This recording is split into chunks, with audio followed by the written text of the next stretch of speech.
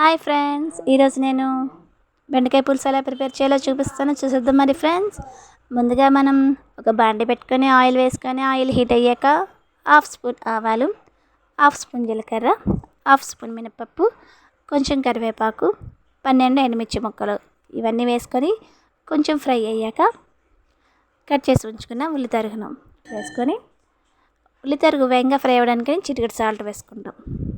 అలాగే కట్ చేసి ఉంచుకున్న బెండకాయ ముక్కలు వేసుకొని దానికి సరిపడంత సాల్ట్ వేసుకొని నేను చూపించిన విధంగా కలుపుకొని ఒక గ్లాస్ వాటర్ వేసుకొని మూత పెట్టి సిమ్లో పెట్టి ఈలోగా మనం చింతపండు బెల్లము దానికి సరిపడంత నానబెట్టుకొని ఉంచుకుంటాం. కొంచెం ఉడికాక మూత తీసి చిటికెడు పసుపు, 1 స్పూన్ కారం వేసుకొని మూత పెట్టి సిమ్లో పెడతాం.